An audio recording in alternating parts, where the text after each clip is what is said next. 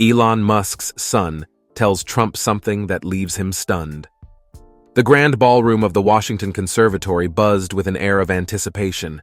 A mix of world leaders, tech moguls, and journalists had gathered for the annual Future Frontiers Summit, where global innovation and politics collided. It was a glittering affair, with chandeliers casting golden light across a sea of tailored suits and evening gowns. But the real attention was on the two towering figures seated at the heart of the room, former President Donald Trump and Tesla CEO Elon Musk.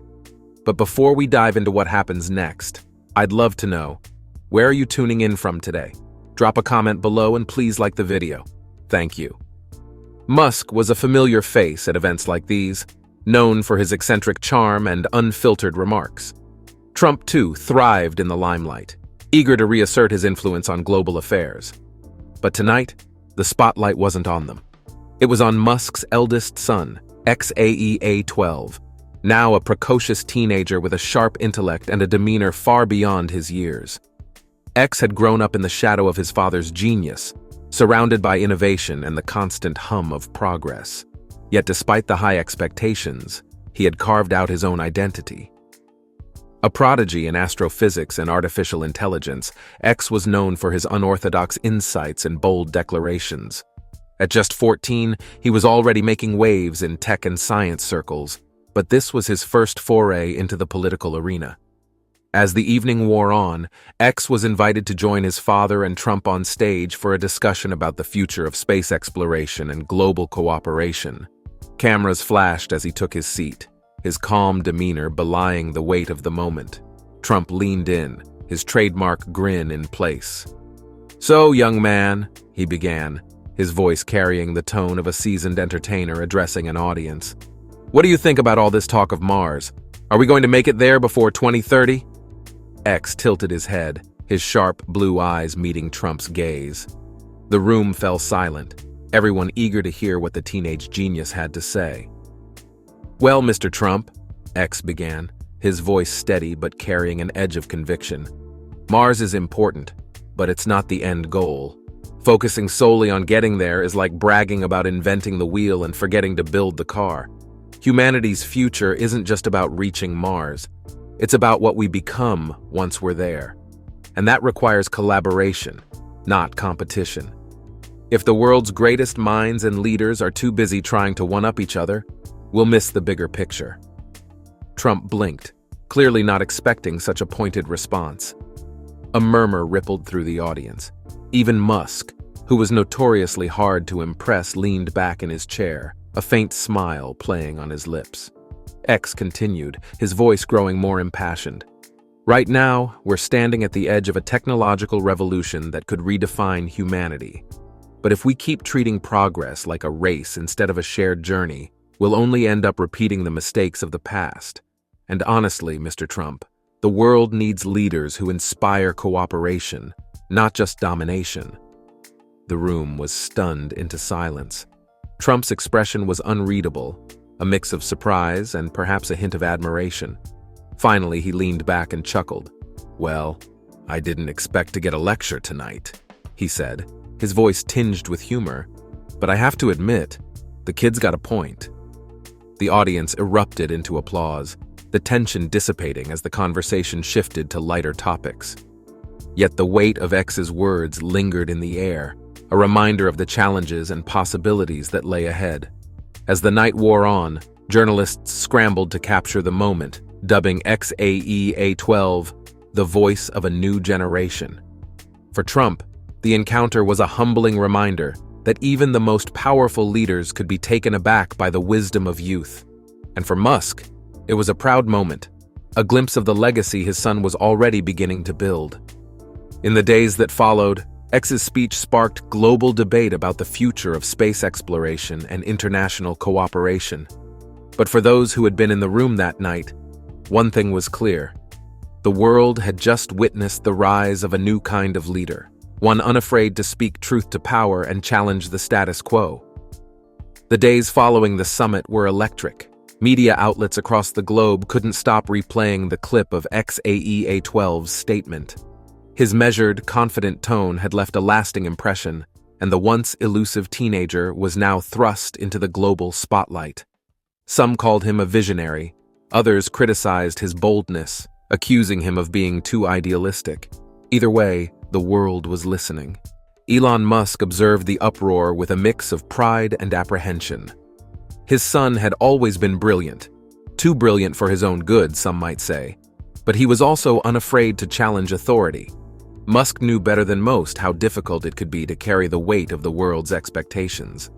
X, however, seemed unfazed. As reporters camped outside their gates and invitations to interviews poured in, he retreated to his favorite spot, the observation deck overlooking the rocket launch pads. Musk found him there one evening, staring up at the stars, his tablet resting on his lap. "You've caused quite a stir," Musk said, leaning on the railing beside his son. X glanced up, a faint smirk on his lips. "Did I? I thought I was just stating the obvious." Musk chuckled. "The obvious isn't always what people want to hear, especially not from a 14-year-old. Trump seemed surprised. "He's used to being the loudest voice in the room," X replied. "Sometimes people need to be reminded that listening is just as important." Musk studied his son, marveling at the clarity of his thoughts. "You know," he said, "not everyone is going to like what you said. Some will say you're too young to understand politics or diplomacy." X shrugged. "Maybe, but age doesn't determine wisdom. Besides, I'm not trying to win their approval. I just want people to think." Meanwhile, in Mar-a-Lago, Trump couldn't shake the young Musk's words. It wasn't often that he found himself stunned into silence, and the encounter replayed in his mind like an unsolved puzzle. He'd built his career on confidence and bravado, but there was something about X's calm certainty that had disarmed him. Trump's advisors noticed the shift in his mood. During a meeting to discuss his upcoming speaking tour, he interrupted their agenda with an uncharacteristic question. "Do you think the kid's right?" he asked, his voice unusually subdued. The room fell silent. "About what, sir?" one of the advisors ventured cautiously. "About cooperation," Trump said, leaning back in his chair. "About how we're all too focused on winning to see the bigger picture. Do you think we're missing something?" The advisors exchanged uneasy glances. It wasn't like Trump to entertain such introspection, but they nodded in agreement, sensing an opportunity. "Well," one of them said, "the public response to his speech has been overwhelmingly positive. Maybe it's worth exploring some of the ideas he brought up, at least from a PR perspective." Trump frowned, tapping his fingers on the table. "It's not about PR," he muttered, more to himself than to them. "It's about legacy." Back in Texas, X's life took a dramatic turn. Invitations poured in from universities, think tanks, and global leaders who wanted to hear more from the boy who had dared to challenge a former president. His father insisted on protecting his privacy, but X saw the attention as an opportunity. "I want to do a town hall," he told Musk one evening. "A town hall?" Musk raised an eyebrow. "You're 14. You don't need to start a political career just yet." "It's not about politics," X said. "It's about starting a conversation. If I can get people talking about cooperation, about the future, we might actually start making progress." Musk sighed, recognizing the determination in his son's eyes. "All right," he said, "but on one condition. You let me handle the logistics. If you're going to do this, you're going to do it right." The town hall was held in a sprawling open-air amphitheater in Austin. Thousands gathered to hear X speak, and millions tuned in online. The stage was simple, just a microphone, a stool, and a backdrop of the night sky. X spoke with the same clarity and conviction that had captivated the world at the summit. He outlined a vision for humanity that went beyond national borders and individual ambition. He talked about the importance of education, the need for ethical technology, and the power of empathy in leadership. "What I said to Mr. Trump wasn't just for him," X said, his voice echoing through the amphitheater. "It was for all of us. We've reached a point in history where we have the tools to do incredible things, but tools are only as good as the hands that wield them. It's up to us to decide what kind of future we want to build." The crowd erupted into applause, and the event quickly became a viral sensation. Social media lit up with hashtags like #FutureWithX and #CooperateForMars. Trump watched the event from his Florida estate, a thoughtful expression on his face. For the first time in years, he found himself questioning his own approach to leadership. Could the boy be right? Was it time to focus less on dominance and more on collaboration? The next morning, Trump made an unexpected call. "Get Musk on the phone," he told his assistant. When Musk picked up, he was immediately skeptical. "To what do I owe the pleasure?" Trump's voice was uncharacteristically humble. "I want to meet the kid again. I think he might be onto something and I want to be a part of it." Musk hesitated, then smiled. "I'll see what he says, but don't expect him to go easy on you." Trump chuckled. "I wouldn't have it any other way." Over the next few months, XAEA-12 became a symbol of a new era of leadership. His ability to bridge the gap between generations, ideologies, and industries inspired a global movement.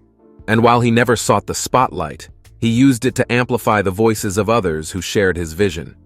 For Trump, the encounter marked a turning point, a rare moment of introspection that led him to embrace a more collaborative approach.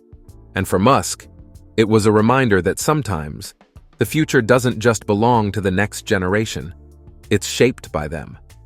As father and son stood together one evening, watching a SpaceX rocket lift off toward Mars, Musk put a hand on X's shoulder.